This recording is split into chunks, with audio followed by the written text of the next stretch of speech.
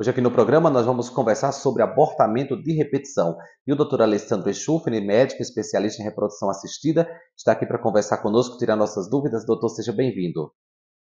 Muito obrigado, Salatiel, pela presença aqui, de eu poder comunicar e falar para a comunidade de um tema tão importante quanto esse que você selecionou para a nossa conversa hoje. Nós sempre conversamos aqui, né, doutor, sobre a infertilidade, a dificuldade para engravidar. Só que existem casos que a pessoa, né, a mulher engravida, porém ela não consegue levar essa gestação adiante. O que acontece? Exato. É um tema bastante importante exatamente por isso, porque apesar do pessoal falar que é raro, na verdade não é tão raro assim. É bastante frequente um casal que está engravidando e está perdendo, né? Ah, a mulher até 35 anos, por exemplo, 13%, 15% da gravidez, há uma perda dessa gravidez, né?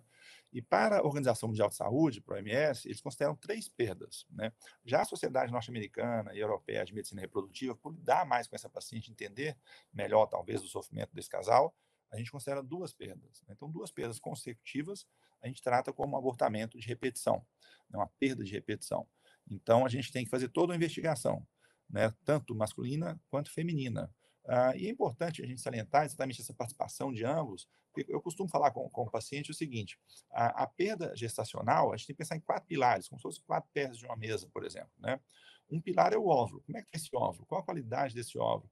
A gente tem que pensar que está acontecendo alguma coisa com o óvulo ou não, então tem exames específicos para isso, né? Tanto exame de sangue quanto exame de imagem, para a gente ver como é que é esse ovário, exame cromossômico dessa mulher, por exemplo, saber o cariótipo dela, são causas que podem levar a uma perda recorrente, né, de repetição.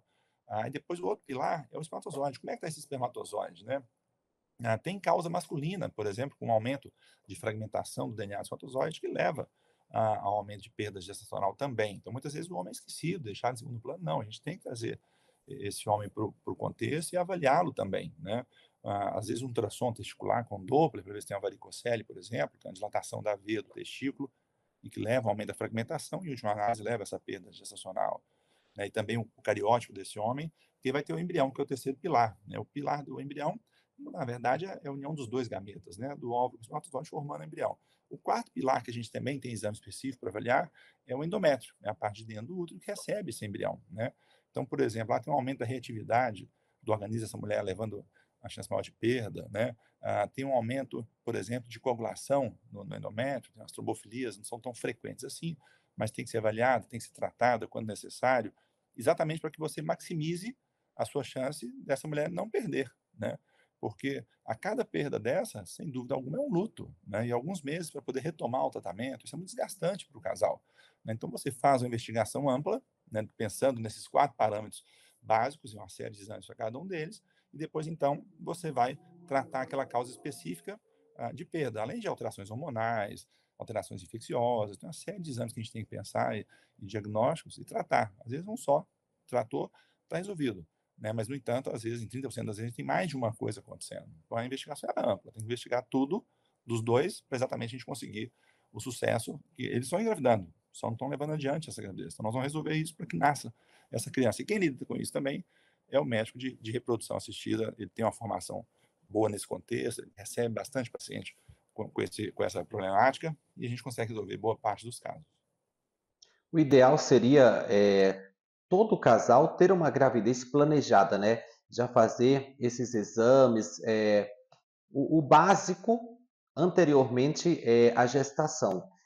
Contudo, isso não acontece na vida real e no caso do casal que teve um aborto, o ideal já é procurar, né, não esperar o segundo para ser considerado realmente um problema, né, conforme a sociedade americana, como foi dito, mas já após um aborto, pensar na próxima gravidez já com esse planejamento.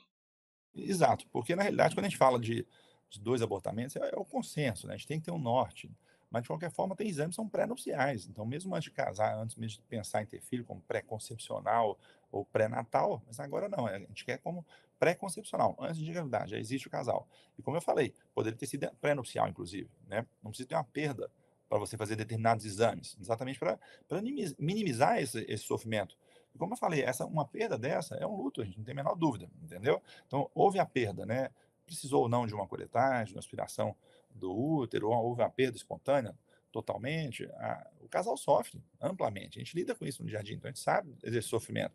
Então tem muitos casais que até você não tem tanto tempo a perder.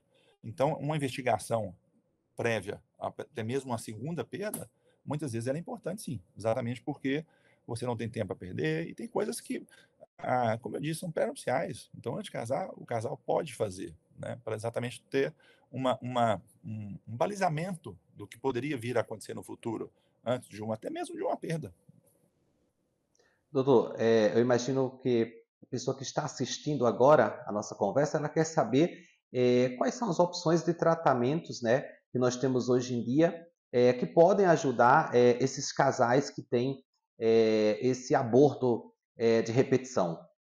Exato. O tratamento vai depender da causa, né, mas algumas vezes, por exemplo, um antibiótico, uma correção hormonal baseada naquela alteração que ela apresentou, né. Algumas vezes, esse marido está levando a aumento da fragmentação, por exemplo, do DNA do espermatozoide, tem uma varicocele, um tratamento cirúrgico. Não descobriu a causa do aumento da fragmentação do DNA, a gente tem vitaminas para dar para esse marido, entendeu, para esse homem.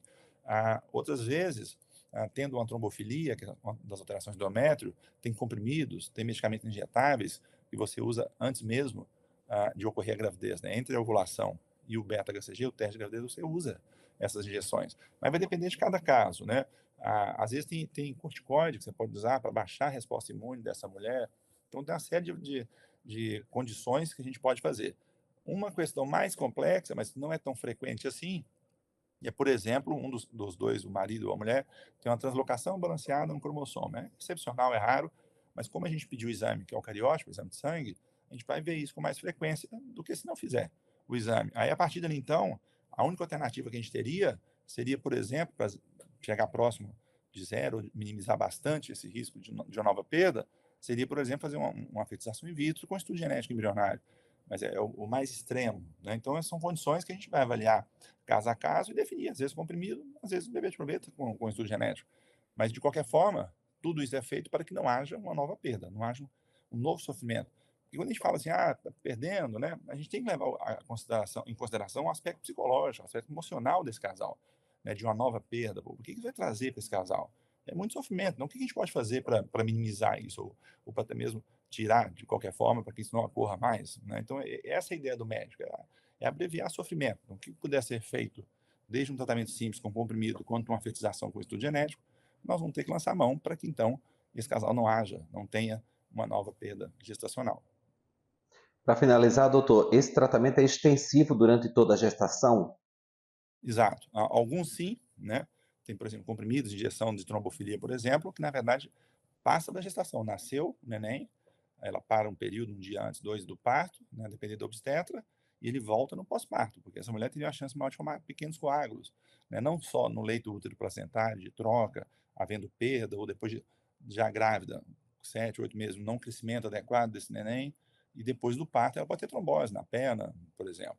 Né. Então, às vezes, a mulher usa no pós-parto, né, até 40 dias após o parto, ela ainda está usando o tratamento lá do que ela trouxe de aumento de chance de perda. Então, ela vai tratar isso para que não tenha uma trombose nela. Aí é outro cenário.